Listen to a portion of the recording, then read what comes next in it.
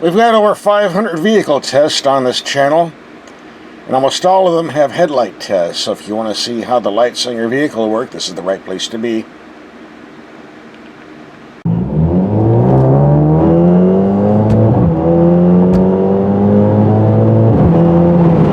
Alright, Mercedes Citizen SL43 Turbo Convertible to drive.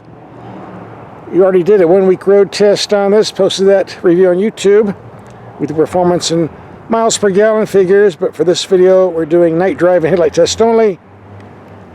And let's take a close look how many bulbs we got in here. 2, maybe 3. Yeah, it doesn't matter, they work or they don't, so let's take this out in the dark. Let's see what happens. Alright, it's dark enough. Let's check out these lights. Before we do the headlight test, I might make a note for you. This particular vehicle has part of a touring package, which gives you active LED headlights that might perform differently than what you get on other SL models. And you'll be wanting to know that information as this test progresses, and you see how these particular headlights perform. It appears we have 2. They're fully lit. These are low beams. Now I'll turn on the high beam, still 2, but the one on the right is a lot brighter now. Okay. And here's what they look like from the rear. Now we have the emergency lights, which are integrated in the taillights, and yeah, they are bright.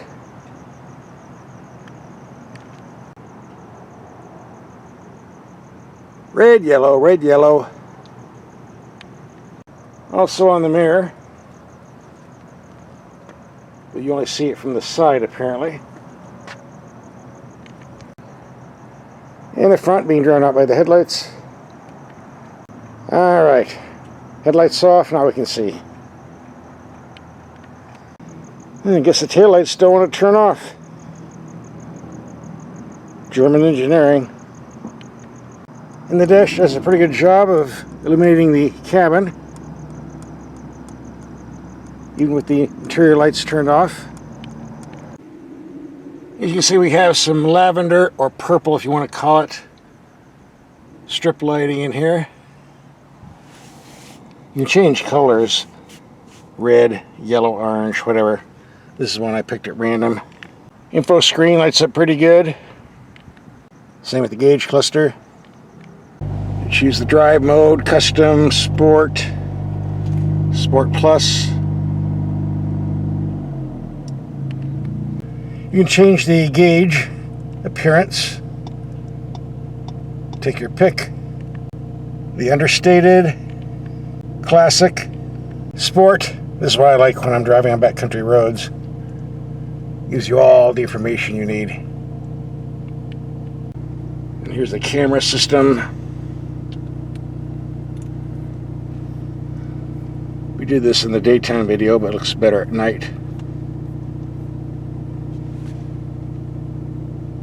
Very nice setup, very clear, precise image.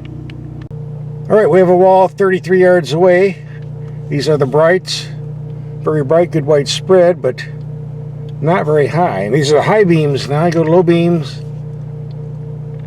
These are extremely low, the lowest I've ever seen. They don't even go over the bushes. They don't go over the bushes, it fails our test, so we need to take these out on the street and see what's going on in the real world. Alright, no lights at all. Go to low beam. Going out about, I don't know, 30 yards, high beam. Reaching out, but low beam, no. Pretty dark on this street, and I'm not seeing very far. Now with the high beams, sure, but low beams, no.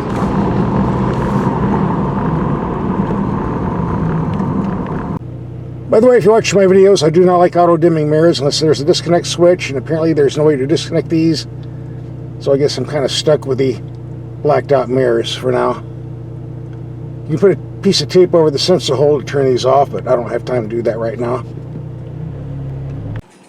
Let's get on the highway, light up some road signs, and The low beams aren't lighting up much of anything, but go to the high setting and yeah, that's more like it.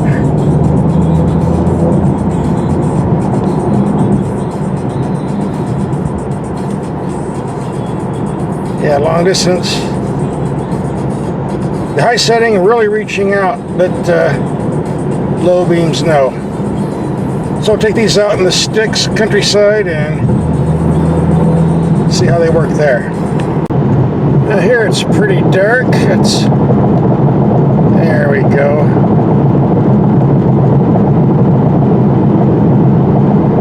Low, high. Low,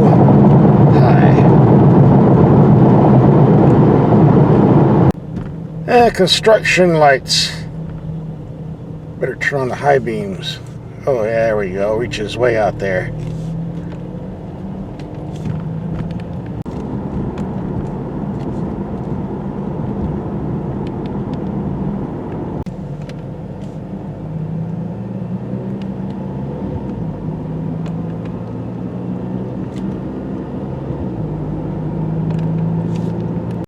Alright, enough of the boring stuff. Let's go out in the back country roads and do some headlight testing and driving.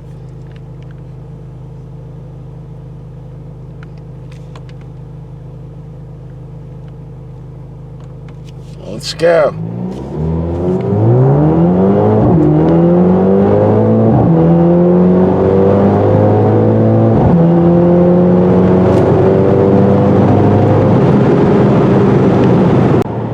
As we can see, the cutoff on the low beam setting is very, very short. Very, very short. High beam driving most of the time. There shouldn't be too much oncoming traffic at this hour. At 1 o'clock in the morning. Alright, this is part of the road I call the Big Dipper. As you can see, the high beams are on and I can see what's on top of the hill, but go to low beam. I can't see what's on top of the hill. There could be a deer up there, or a skunk, don't hit that, or a vehicle.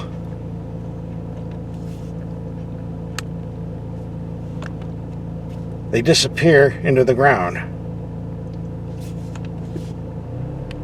Not very encouraging.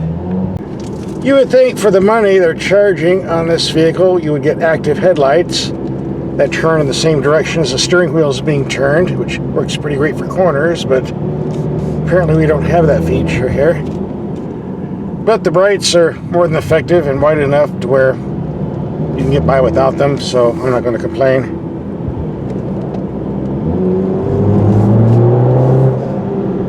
This car handles like a champ, by the way, but we covered that in our other video where we did the full week road test, which hopefully you've watched or will be watching after you're done with this.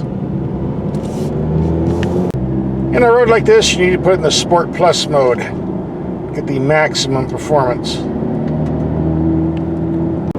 It's absolutely amazing that little 2-liter 4-cylinder motor could put out horsepower and torque like this. Absolutely fantastic engineering here.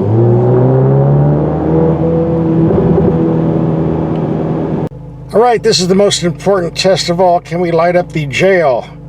A distance of 20 yards. With the high beams, yes. We can barely read the jail sign up there, but go low beam. Fail, sorry. Pass, fail. Pass-fail system. I think the person who designed these headlights should be in that jail myself. Of course, I shouldn't say that. I don't know if there's anything wrong with these headlights. Maybe they're just slightly out of adjustment.